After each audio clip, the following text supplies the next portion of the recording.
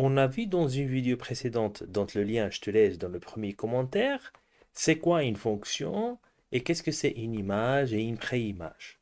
Dans cette vidéo, on va voir que si on prend l'exemple de cette fonction, f de x égale 2x moins 1, si on nous demande de calculer par exemple l'image de moins 3, on va écrire f de moins 3 égale, et on remplace dans l'expression le x par moins 3. Donc 2 fois moins 3 moins 1, donc ça fait moins 7. Maintenant, si on veut calculer une préimage ou les préimages, comme on avait vu avant, il peut y en avoir plus qu'une. Du coup, on met toujours entre parenthèses le S. Donc, si on veut chercher la préimage de 1, ou les préimages de 1, quand on nous demande de calculer la préimage, c'est comme si on nous demandait quel est le x qu'on va mettre dans la fonction, à l'intérieur de notre fonction, pour qu'elle ne sorte le 1.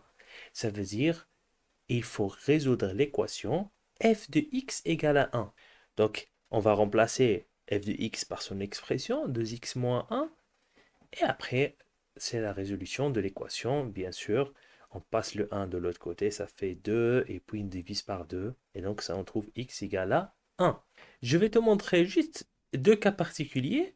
Dans le cas de image, on définit ce qu'on appelle l'ordonnée à l'origine. C'est quoi? C'est en fait l'image de 0. Et donc, pour calculer l'ordonnée à l'origine, il suffit de calculer l'image de 0, ça veut dire faire f de 0. F de 0, par exemple, dans ce cas-là, ça fait 2 fois 0 moins 1, et donc ça fait moins 1. On définit aussi ce qu'on appelle les zéros de fonction, ou bien le zéro, ou bien les zéros. C'est quoi? C'est les pré-images de 0. Donc on reste toujours dans le cas du nombre 0.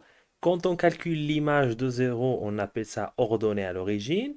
Et quand on cherche les pré-images de 0, ça veut dire c'est les nombres qu'on met dans la fonction et elles ne sortent 0. C'est ça les zéros de fonction. On a vu comment maintenant on calcule les pré-images de quelque chose. Donc, préimage de 0, il suffit de résoudre l'équation f de x égale à 0.